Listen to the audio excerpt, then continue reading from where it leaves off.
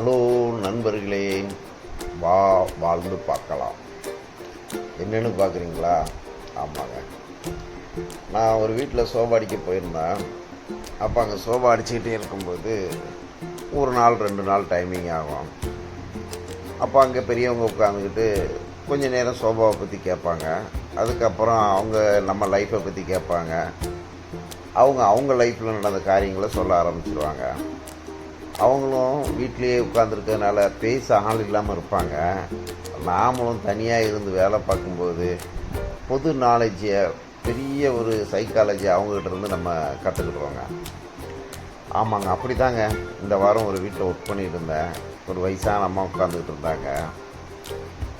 அவங்க சொல்ல ஆரம்பித்தாங்க, தம்பி, என் பேத்திக்கு கல்யாணமே ஆகலைப்பா, பொண்ணு பார்த்துக்கிட்டே இருக்கு, மாப்பிள்ளை பார்த்துக்கிட்டே இருக்காங்க.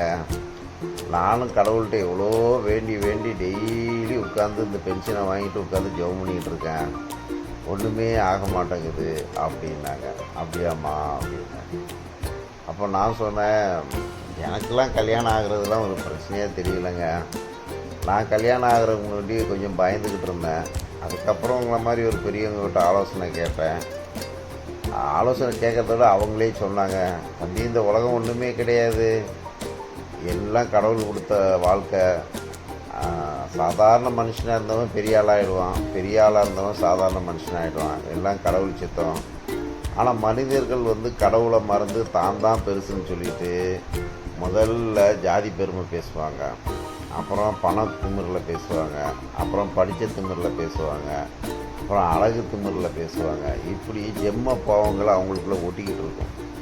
அந்த ஜென்ம பாவங்களில் அவங்களுக்கு கல்யாணம் ஆனாலும் ஒட்டிக்கிட்டு இருக்கும். ஒரு சில வீடுகளில் புருஷனை பொண்டாட்டிங்க எங்கள் குடும்பம் பெருசு, எங்கள் வாழ்வியல் பெருசு, நாங்கள் அப்படி பெருசுன்னு சொல்லி பெருமை பேசியே அந்த வீட்டில் துக்கத்தை உண்டாக்கிட்டு இருப்பாங்க. சில வீட்டில் ஆண்களும் இதே மாதிரி துக்கத்தை உண்டாக்கி கொஞ்சம் எக்ஸ்ட்ரா நேரம் போய் கெட்ட பழக்கத்தில் மாட்டிக்கிட்டு மனைவிகளை கொடுமைப்படுத்திக்கிட்டு இருப்பாங்க. அவங்க லைஃபு ஃபுல்லாகவே இப்படி தான் ஓடிக்கிட்டு இருக்கோம் அப்படின்னு சொன்னாங்க. அதனால் நான் போனேன். எனக்கு ஒரு பொண்ணை பிடிச்சிருக்கான்னு கேட்டாங்க. ஐயா, என் நிலமை இதுதான், நான் இந்த மாதிரி இருக்கிறேன், இப்படி வாழ்ந்திருக்கேன், என் நிலமை இதுதான்னு சொன்னேன். அவங்களும் சிறு வயசுலேருந்து வாழ்க்கையை தொடங்கி முடிக்கிற வயசில் இருக்க பெரியவங்க பார்த்துட்டு, நீ உள்ளதை சொன்னாப்பா, பொண்ணை நம்பி பொண்ணை கொடுக்குறேன்ப்பா அப்படின்னு சொல்லி அவங்களே பொறுப்பெடுத்து பொண்ணு கொடுத்தாங்க. வாழ்க்கை ஓடிக்கிட்டு தான் இருக்குது. மேடு பள்ளம் புளி உழுந்துக்கிட்டு தான் இருக்குது. எல்லாத்துக்கும் பொறுமை தான் முக்கியங்கிறத வாழ்ந்துட்டுருக்காங்க. அப்போ அந்த அம்மா சொல்ல ஆரம்பித்தாங்க, ஆமாப்பா உள்ளது தான். இப்போ பாருங்கள், என் பேத்தி படிச்சிருக்கா, நல்லா சம்பாதிக்கிறா. முதல்ல ஒரு மாப்பிள்ளை வந்தாங்க, அவன் என் கம்யூனிட்டி, அதாவது என்னுடைய மதம் இல்லை அப்படின்னு கேன்சல் பண்ணாப்பா. கடைசியில் எங்கள் சொந்தக்காரங்கள்லேயே பையன் நல்ல பையன் சொல்லி பொண்ணை கொடுத்தாங்க. இன்றைக்கி கல்யாணம் ஆகி குழந்தை குட்டியோட நல்லா தான் இருக்காங்க. கல்யாணம் ஆனதுக்கப்புறம் எவன் எந்த மதத்தில் இருக்கான்? எந்த மதத்தில் ஒரு மதம் இருக்குது? கிறிஸ்டின் எடுத்தால் 1000 பிரிவு, முஸ்லீமில் எடுத்தால் பல பிரிவு, இந்துக்கள் எடுத்தால் பல பிரிவு. இப்படி பிரிவில் இருக்கிறதுல எந்த மதம் தான் நல்லதுன்னு யாராலும் நம்ம சொல்ல முடியும்? ஆனாலும் மனசு சந்தோஷமாக அந்த புள்ள வாழ்ந்துக்கிட்டு இருக்கு. இது ரீஜியனை காரன் சொல்லி அந்த மாப்பிள்ளையை விளக்கி விட்டுருச்சு. அதுக்கப்புறம் ஒரு மாப்பிள்ளை வந்தான். அவன் என்னோட கம்மியாக சம்பாதிக்கிறான், எனக்கு ஈக்குவலாக சம்பாதிக்கிற மாப்பிள்ளை வேணும்னு அவனை கேன்சல் பண்ணி விட்டாப்பா. ஏப்பா, நம்மளே ஒரு மனுஷனுக்கு என்ன தேவையோ அதுக்கு மேலே கடவுள் படைச்சி வைக்கிறாரு. ஒரு நெல்லை போட்டால் பல நெல்லுகள் விளையுது, ஒரு கத்திரிக்காய் போட்டால் விதையை போட்டால் பல கத்திரிக்காய் விளையுது, சூரியன் உதிக்குது. நம்ம சாப்பிடு கோடீஸ்வரனாக இருந்தாலும் ஏழையாக இருந்தாலும் சாகிற வரைக்கும் உணவு கடவுள் படைச்சி தான் வராரு. இப்போ திடீர்னு நம்ம ஏதோ ஒரு ஊருக்கு போகிறோம், மத்தியானம் வேலையாச்சு, ஒரு ஹோட்டலில் போய் சாப்பிட உட்காடுறோம்.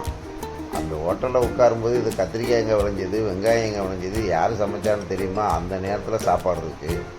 அதுக்கு 1 மணி நேரத்துக்கு முன்னாடி நம்ம கூடயே ஒருத்தன் வந்துக்கிட்டு இருப்பான். திடீர்னு பஸ்ஸில் ஹார்ட் அட்டாக் வந்திருக்கான். அவன் அந்த இடத்துல செத்து போயிட்டான்னா அவனுக்கு சோறு இருக்குமா? இல்லை, ஏன்னா முடிஞ்சு போச்சு. இந்த வாழ்க்கையை நினைக்காம என் பெருமை, என் வருமானம்ட்டு எத்தனை பேர் வாழ்க்கைக்கு எடுத்துக்கிட்டு இருக்கிறாங்க. இப்படி பார்க்க போனோம்னா இது என்ன லைஃப்னே ஒன்றும் புரிய மாட்டேங்குதுப்பா அப்படின்னாங்க. ஆமாங்க, என்ன லைஃப்ன்ட்டு யாருக்குமே புரிய மாட்டேங்குது. அப்போ அதை கேட்டுக்கிட்டு இருந்த என் மனசுக்குள்ள ஒரு நல்ல எண்ணம் ஓடிச்சு. சோதனையை சகிக்கிற மனுஷன் பாக்கியவான்னு பைபிளில் சொல்லியிருக்கு இல்லையா? ஆமாங்க. நம்ம சென்னைக்கு வரும்போது 13 வயசுங்க. எந்த ஒரு ஆதரவும் இல்லை. ஆனால் ஆதரவு இருந்துச்சு. யார்? நல்ல ஆலோசனை கொடுக்குறவங்க ஆதரவு இருந்துச்சு. அந்த ஆலோசனையை கேட்குற ஆதரவும் இருந்துச்சு. நல்லதும் சரி கெட்டதும் சரி முயற்சி பண்ணிப்பார், கடவுளை ஆசீர்வதிப்பார். இந்த மாதிரி நம்ம வாழ்க்கையை வாழும்போது நம்ம சிறு வயசில் பட்ட கஷ்டங்கள் எவ்வளோ உபயோகமாக இருந்துச்சுங்க. இப்போ வறுமையில் வளர்ந்த ஒரு பையன் கிராமத்தில் வளர்ந்துருந்தான்னா அவனுக்கு டியூஷன் இருந்திருக்காது, டியூஷன் ஃபீஸ் கட்டியிருக்க மாட்டாங்க, ஸ்கூலுக்கு ஒழுங்காக போயிருக்க மாட்டான், ஸ்கூலுன்னா என்ன, படிப்புனா என்ன, குடும்பம்னா என்னன்னு தெரியாத ஒரு வாழ்க்கை வாழ்ந்துட்டு இருக்கவன் அப்படியே நினச்சி பார்த்தோம்னா அவன் வறுமையாக இருக்கும்போது நண்பர்களோடு சேர்ந்து தென்னை மரத்தில் ஏறி இருப்பான், பனை மரத்தில் ஏறி இருப்பான், குளத்தில் குளிச்சிருப்பான், கிணத்துல குளிச்சிருப்பான். இன்னைக்கு காலகட்டங்களுக்கு என்னென்ன இருக்கோ அத்தனையும் அனுபவிச்சு மேடு பள்ளன்னு வந்தவனுக்கு நல்லதை நினச்சி எதை செய்தாலும் கடவுளாகவும் ஆசீர்வதிக்கிறார். சென்னையில் 10 வருஷத்துக்குள்ளே கோடீஸ்வரம் ஆனவனும் இருக்கான், பல ஆண்டுகளாக கஷ்டப்பட்டுக்கிட்டு இருக்கணும் இருக்கான். நல்லொழுக்கத்தில் இருந்து உண்மையாக கஷ்டப்படுற எல்லாரும் நல்லா தான் இருக்கிறாங்க. எவ்வளோ பெரிய பதவியில் போனாலும், எவ்வளோ பெரிய பணம் இருந்தாலும், எவ்வளோ பெரிய சொந்த வீடு இருந்தாலும் நல்ல பழக்கமும் நல்ல போராட்டமும் இல்லைன்னா அவன் கீழே போயிடுவான். அப்போது கீழே போகிறதுக்கு ராசி ஒரு காரணம்னு சொல்லலாம், சமுதாயம் ஒரு காரணம்னு சொல்லலாம், திமிரு ஒரு காரணம்னு சொல்லலாம். ஆக மொத்தம் ₹1 அடிச்சுக்கிட்டு கோர்ட்டுக்கு போகிறவனும் இருக்கிறான், 1 கோடி ரூபாயை நஷ்டப்படுத்திட்டு பல கோடி ரூபா சம்பாதிச்சவனும் இருக்கிறான். ஒருத்தன் குப்பையில் இருக்கிறான், அவன் பெரிய ஆளாகிறான், பெரிய ஆளாக இருக்கிறவன் கீழாகிறான். இது எல்லாம் கடவுளுடைய அமைப்புன்னு உணர்ந்துக்கிட்டா எல்லாத்துக்கும் கல்யாணம் ஆகிடுங்க. இதில் தாய்மார்களும் தப்பு பண்ணுறாங்க, தாய்மார்களும் தப்பு பண்ணுறாங்கங்க. இந்த தாய்மார்கள் என்ன தப்பு பண்ணுறாங்கன்னா பெருமை வந்துடுது. இப்போ ஒரு அம்மாவுக்கு அதே பொண்ணுக்கு ஒரு மாப்பிள்ளை வந்துச்சான். அவருக்கும் அவங்க வீட்டுக்காருக்கும் அண்டர்ஸ்டாண்டிங் சரியில்லாத வாழ்க்கை வளர்ந்துருக்காங்க. குறிப்பிட்ட காலங்களில் நின்று போயிட்டாங்க. சொத்துன்னு வந்த உடனே வீட்டுக்காரனுடைய காசை போய் பிடிங்கிட்டு வந்துட்டாங்க. சொத்துன்னு வந்த உடனே பிரச்சனையில் வாழ்ந்தவங்களே அவங்க வீட்டுக்காரருடைய காசை பிடிங்கிட்டாங்க. அப்புறம் அந்த வீட்டில் இருந்து ஒரு பையன் இந்த பொண்ணை கல்யாணம் பண்ணிக்காமல் வந்தானாம், இந்த பொண்ணை கல்யாணம் பண்ணிக்காமல் வந்தானாம்.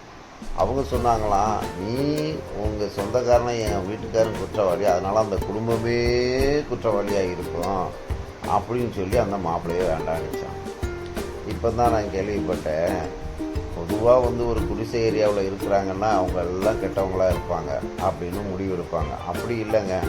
அந்த குடிசை ஏரியாவில் இருக்கிறவங்க எத்தனையோ பேர் வீட்டு வேலைக்கு போவாங்க, அவங்க மேலே நம்பிக்கை வச்சு சாவியே கையில் கொடுத்துருவாங்க.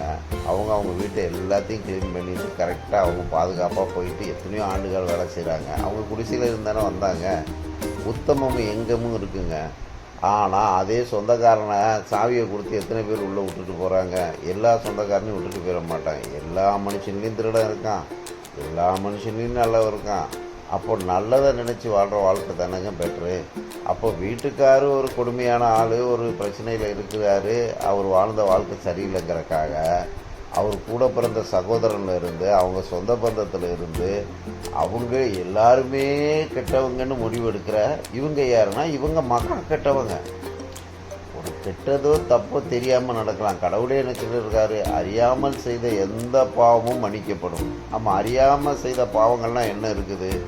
இப்போ நான் ஒரு கிறிஸ்டினில் ஒரு புரட்சியாளனாக இருக்கிறேன். கிறிஸ்துவுக்குள்ளே ஜாதி இல்லைங்க, மதம் இல்லைங்க, கடவுளுடைய அன்பு மட்டும்தான் பெருசுன்னு நான் வாழ்ந்துக்கிட்டு இருக்கிறேன். ஆனால் எனக்கு வந்த மனைவியோ இல்லை கிறிஸ்தவத்துலேயும் ஜாதி இருக்குது, மதம் இருக்குது, பெருமை இருக்குது, நாம் இப்படி தான் வாழணும் அப்படி தான் வாழணும் ஒரு வாழ்க்கை முறையை கற்றுக்கிட்டா அந்த கிறிஸ்தவத்திலே அதை மேன்மையாக பேசுகிறவங்ககிட்ட பழக ஆரம்பிச்சுட்டாங்கன்னா அவங்களுக்கு அந்த குணாதிசயம் தான் இருக்கும். அந்த குணாதிசயத்தை திருத்து நினச்சா சண்டை தான் நடக்கும். சரி, உன் வாழ்க்கை அப்படியா, நீ வாழ்ந்துக்கோ அப்படின்னு சொல்லிட்டு தன்னை மாற்றிக்கிட்ட குடும்பம் தாங்க ரன் ஆகுது. இல்லைன்னா அடிதடி போட்டு ஏதோ ஒரு காரணத்துக்கு கோர்ட்டு கேஸு போலீஸ் ஸ்டேஷனு அங்கங்கன்னு அலைஞ்சா அவங்களுக்கு லிஸ்ட்டில் வருஷத்தில் இத்தனை டைவர்ஸ் கேஸு, 10 வருஷத்தில் இத்தனை அடிதடி கேஸு, வருஷத்தில் இத்தனை கத்தி குத்து கேஸுன்னு கேஸு ரிஜிஸ்டரில் நம்ம ஒரு ஆளாகுமே தவிர நியாயம் கிடைக்காது. நியாயம் எங்கே கிடைக்குதுன்னா விட்டு கொடுத்து அறிவை தேடி வாழ்கிறவங்க வாழ்க்கையில் தாங்க கல்யாணமும் ஆகுது, குடும்பமும் வாழுது. விட்டு கொடுத்தவர் கெட்டு போவதில்லை, கெட்டு போகிறவருக்கு விட்டு கொடுப்பதில்லை. அவர்கள் எவ்வளோதான் படித்தாலும் அறிவாளிகளாக இருந்தாலும் விட்டு கொடுக்கறதும் அறிவு தேடாத வாழ்க்கை நரக வாழ்க்கை தான். அந்த மாதிரி குடும்பங்களில் கல்யாணம் ஆவதும் ஒரு கஷ்டமாக இருக்குது. கல்யாணம் ஏன் ஆகவில்லை என்றால் இதுவும் ஒரு காரணமே. ஆமென்.